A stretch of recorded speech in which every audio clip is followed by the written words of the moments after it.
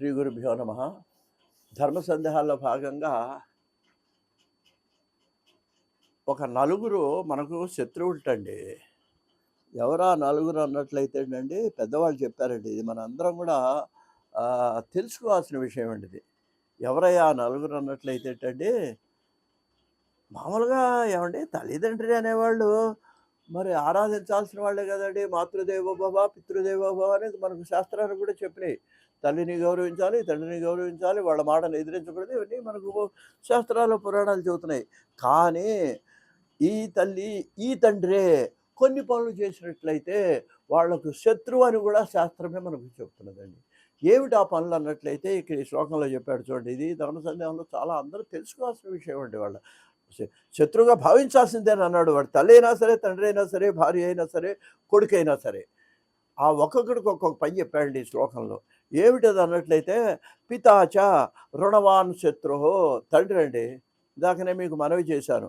ఏది అప్పు అప్పుల అప్పుల అప్పారావులాగా తయారవద్దు. ఇవాళ ఉద్యోగాలు వచ్చినాయి, సాఫ్ట్వేర్ ఉద్యోగాలు వచ్చినాయి అని కనుక మీరు అప్పులు చేయటం మొదలెడితే ఒక స్టేజ్‌లోకి వెళ్ళేటప్పటికి దాన్ని తిరగేసుకోలేని పరిస్థితి కూడా మీకు వచ్చినప్పుడు మీరు కాదు, మీ పిల్లలు బాధపడతారు.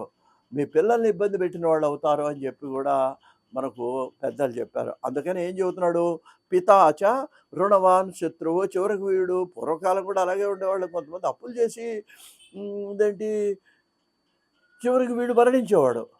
ఆ తర్వాత వాడు నోట్లు పట్టుకొని వచ్చేవాడు. ఈ తండ్రి చేసిన ప్రో నోట్లు పట్టుకొని వచ్చి తీర్చమను. ఇప్పుడు ఒకటండి, సంపదకు ఎలా అయితే ఆస్తి పంపుకోవడానికి కొడుకు వస్తున్నాడో అప్పులకు కూడా కొడుకే వారసుడు. అందువల్ల చచ్చి చెడి ఆ అప్పులన్నీ తీర్చాల్సిన బాధ్యత మళ్ళీ ఎవరి మీద ఉంటుంది? ఈ కొడుకు మీద ఉంటుంది. అందువల్లట ఇలా అప్పులు చేసేటువంటి తండ్రిని శత్రువుగా చూడమని శాస్త్రం చెబుతున్నదండి.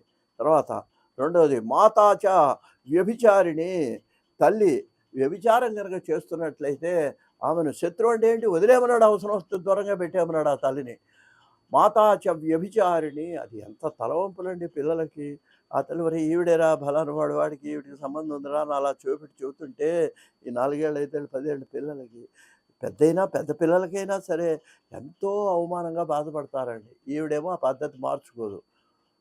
అందువలన అటువంటి తల్లి శత్రువుగా చూడమన్నది శాస్త్రం అండి. పితాచ రుణవాన్ శత్రువు, మాతాచ వ్యభిచారిణి, భార్య రూపవతి శత్రు. మనకి ఇది ప్రచారం ఉందండి, మిగిలిన మనం చెప్పరు.